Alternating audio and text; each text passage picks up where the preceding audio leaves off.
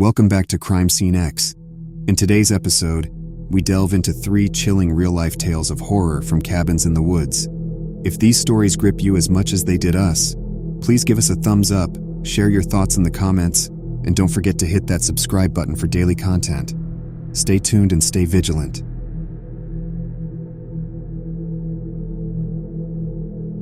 Seeking solace from the relentless pace of the city, I decided on a weekend retreat to our family cabin, nestled deep within the woods. I'd always found comfort in the embrace of nature, and this time, for entertainment, I packed 2 of my favorite horror films, Evil Dead and The Ring. The idea was to marry the eerie atmosphere of the cabin with the chilling effects of the movies, an adrenaline rush in the safety of a familiar space. The sun was setting, casting an orange hue over the trees as I arrived. The cabin, with its time-worn charm, stood as a welcoming beacon. Once settled, I lit a fire, its warmth and light dispelling the evening chill and darkness that had begun to envelop the room. The ambiance was perfect. Immersing myself in Evil Dead, I became lost in its grotesque narrative. The only interruption was the crackling fire and the distant sounds of the woods, the wind rustling through leaves and the occasional owl's call. By the time I transitioned to The Ring, night had settled deeply. That's when I heard it, a knock. Soft at first, like a hesitant visitor, then growing more assertive. The sudden intrusion of this real-world sound amidst the on-screen terror made my heart race. "Who's there?" I asked, my voice echoing a nervous tremor. A man's voice, tinged with desperation, replied, "I'm sorry to disturb you. My car broke down a little way from here and I can't find a signal. Could I use your phone?" I cautiously opened the door. Standing there was a man in his mid-30s, rain-soaked and looking genuinely distressed. Trusting my gut but also wanting to help, I let him in. As he explained his situation, I brewed some coffee. It was a courteous thing to do, but it also bought me time to observe him. There was a palpable tension in the room, an undercurrent of unease. His gaze often darted to my bag, where my phone, keys, and wallet were. We chatted intermittently, with him occasionally recounting his journey. However, with every retelling, there were slight inconsistencies, a detail here, a change there. While excusing myself to use the bathroom, I made a chilling discovery. Hidden behind the toilet was a small, sharp knife. Panic welled up. I realized he might have hidden it as a plan or even a precaution against me.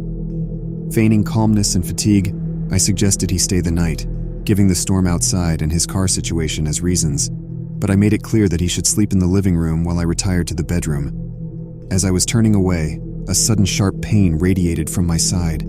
He had lunged at me, the very knife I had found now embedded in my flesh. Stunned and in pain, I managed to push him off, my survival instincts kicking in. Gritting my teeth against the pain, I sprinted to the bedroom, slamming and locking the door. With my side bleeding, I dialed 911, whispering into the phone and hoping they'd get to me in time. The next hours were a terrifying blur. The thumping against my bedroom door, his frustrated shouts, and the chilling silence that would follow. When dawn's first light streamed into the cabin, sirens echoed in the distance. The thumping had stopped, replaced by the desperate sounds of the man attempting to escape. The police found him trying to start his indeed broken down car. The physical wound he inflicted healed over time, but the psychological scars lingered. The sanctuary I had once found in the cabin was forever marred by that one fateful night of horror.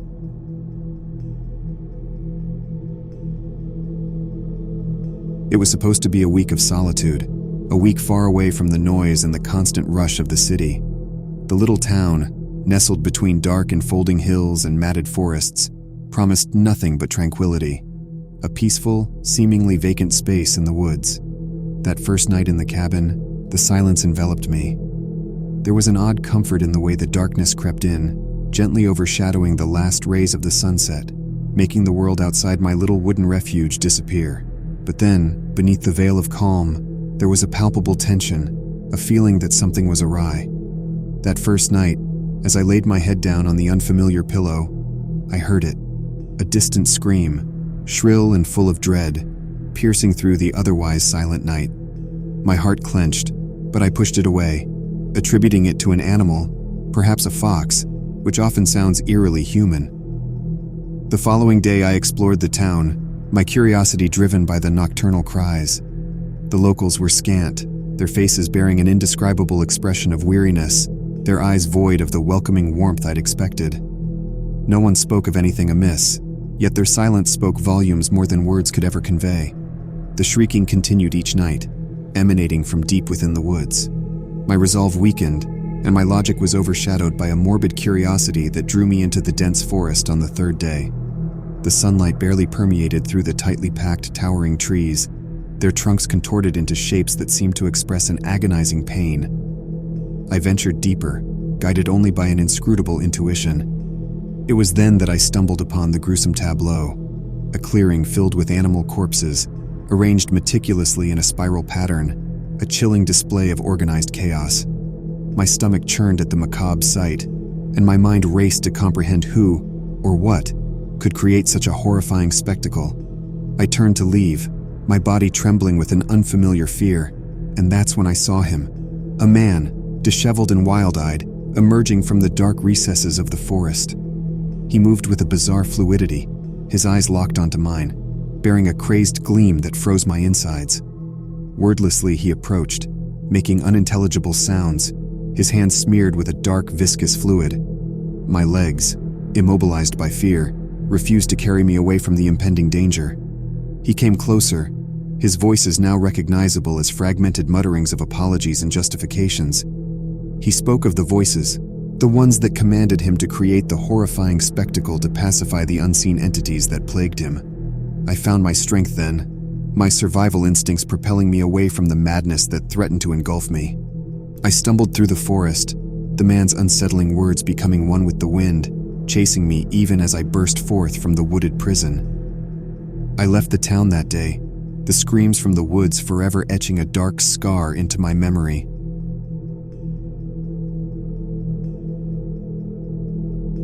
The cabin, an inheritance from my late grandfather, stood isolated amidst dense woods.